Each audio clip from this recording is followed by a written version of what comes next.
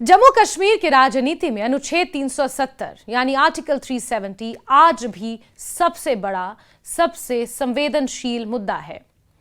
5 अगस्त 2019 को केंद्र सरकार द्वारा जम्मू कश्मीर का विशेष संवैधानिक दर्जा समाप्त किए जाने के बाद से ही वहां की क्षेत्रीय राजनीति पूरी तरह बदल गई। इसी मुद्दे को लेकर नेशनल कॉन्फ्रेंस लगातार केंद्र सरकार के फैसले का विरोध करती रही है। गाहे बगाहे इस तरह के बयान सामने आते हैं कि उनकी पहचान उनसे छीन ली गई। अब एक बार फिर पार्टी अध्यक्ष और पूर्व मुख्यमंत्री डॉक्टर फारूक अब्दुल्ला ने यह स्पष्ट शब्दों में कहा है कि जब तक जम्मू कश्मीर का विशेष दर्जा बहाल नहीं हो जाता, तब तक उनकी पार्टी संघर्ष जारी रखेगी। उन्होंने यह भी दावा किया कि जम्मू कश्मीर की जनता आज भी 5 अगस्त 2019 के फैसले को स्वीकार नहीं कर पाई है। लोगों के राजनीतिक और संवैधानिक अधिकारों को कमजोर किया गया है।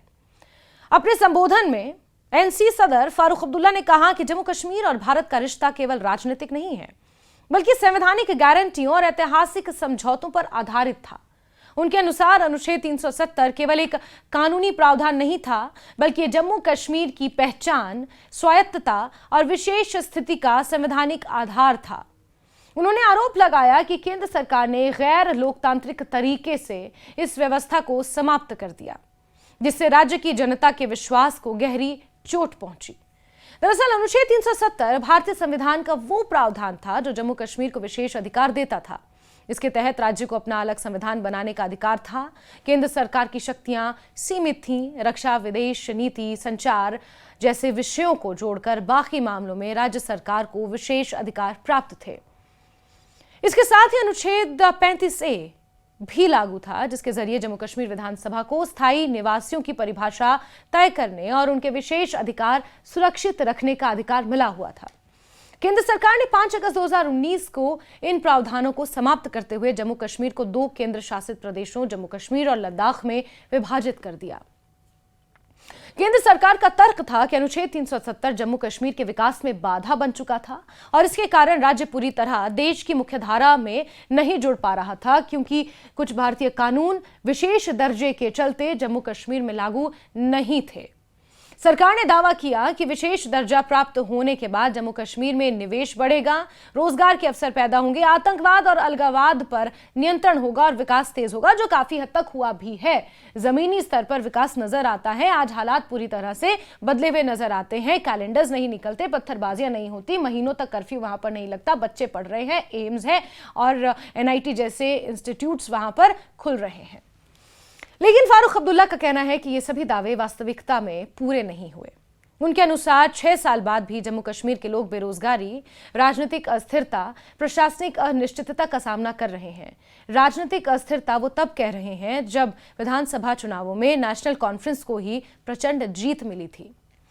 फारूक अब्दुल्ला ने अपने भाषण में इस बात पर जोर दिया कि नेशनल कॉन्फ्रेंस की राजनीति हमेशा जम्मू कश्मीर की पहचान और अधिकारों की रक्षा के इर्द गिर्द रही है।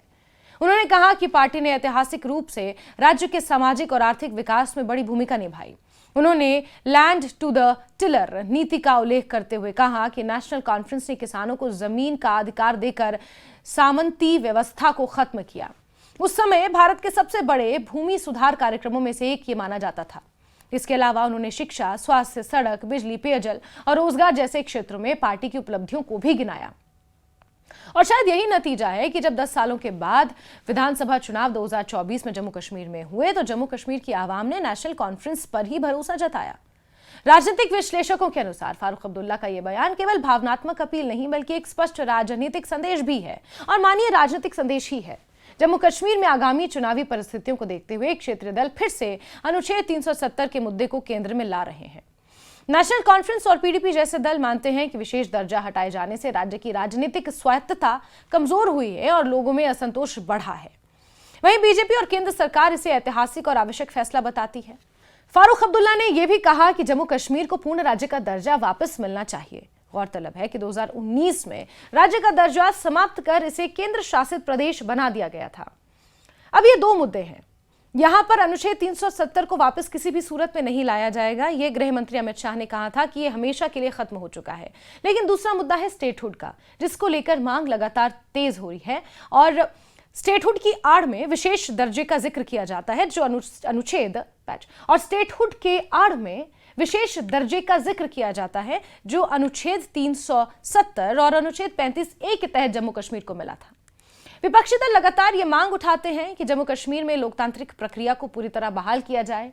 वहां के क्षेत्रीय राजनीतिक दल लगातार ये मांग उठाते रहे हैं कि जम्मू कश्मीर में लोकतांत्रिक प्रक्रिया को पूरी तरह बहाल किया जाए और लोगों को अपने निर्वाचित प्रतिनिधियों के माध्यम से शासन चलाने का अधिकार दिया जाए।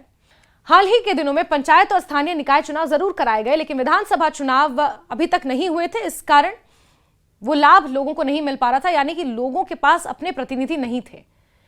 राजनीतिक दलों का आरोप है कि जनता की वास्तविक राजनीतिक भागीदारी सीमित इस दौरान रह गई। फारूक अब्दुल्ला का बयान ऐसे समय में आया है जब जम्मू कश्मीर में राजनीतिक गतिविधियां धीरे धीरे अब फिर से पटरी पर आ रही हैं, लेकिन एक अलग परिदृश्य में। परिसीमन प्रक्रिया पूरी हुई, विधानसभा चुनाव हुए और उसके बाद अब स्टेटहुड का मुद्दा है जो एक बार फिर चर्चा में बना हुआ है। नेशनल कॉन्फ्रेंस इस पूरे मुद्दे को जनता की भावनाओं से जोड़कर प्रस्तुत करती है और यह संदेश देने की कोशिश करती है कि वो जम्मू कश्मीर की विशेष पहचान की सबसे बड़ी राजनीतिक आवाज है। हालांकि केंद्र सरकार और बीजेपी का रुख पूरी तरह अलग है। बीजेपी का कहना है कि अनुच्छेद 370 हटने के बाद जम्मू कश्मीर में आतंकवाद, अलगाववाद कमजोर हुआ है। सरकार के अनुसार अब वहां निवेश बढ़ रहा है, पर्यटन रिकॉर्ड स्तर पर पहुंचा है, बुनियादी ढांचे का तेजी से विकास हो रहा है। केंद्र सरकार यह भी दावा करती है कि पहले जिन केंद्रीय कानूनों का लाभ जम्मू कश्मीर के लोगों को नहीं मिल पाता था, अब वो पूरी तरह से लागू हो चुके हैं। उनका दावा है कि लोगों के मन में आज भी असुरक्षा और राजनीतिक असंतोष मौजूद है। विशेषज्ञों का मानना है कि अनुच्छेद 370 का मुद्दा केवल कानूनी या प्रशासनिक मामला नहीं है, बल्कि भावनात्मक और ऐतिहासिक भी है। जम्मू कश्मीर के एक बड़े वर्ग के लिए यह उनकी पहचान और स्वायत्तता का प्रतीक रहा है। वहीं देश के दूसरे हिस्सों में इसे राष्ट्रीय एकीकरण के नजरिए से देखा गया। यही कारण है कि इस मुद्दे पर देश भर में तीखी राजनीतिक बहस हमेशा से होती है। कानूनी स्तर पर भी यह मामला अभी पूरी तरह समाप्त नहीं हुआ है। अनुच्छेद 370 हटाने के फैसले को सुप्रीम कोर्ट में चुनौती दी गई थी। दिसंबर 2023 में सुप्रीम कोर्ट ने केंद्र सरकार के फैसले को संवैधानिक रूप से वैध ठहराया, लेकिन साथ ही यह भी कहा कि जम्मू कश्मीर में जल्द विधानसभा चुनाव कराए जाएं और राज्य का दर्जा बहाल करने की प्रक्रिया पर विचार किया जाए। इसके बाद राजनीतिक दलों ने अपनी अपनी व्याख्याएं पेश की।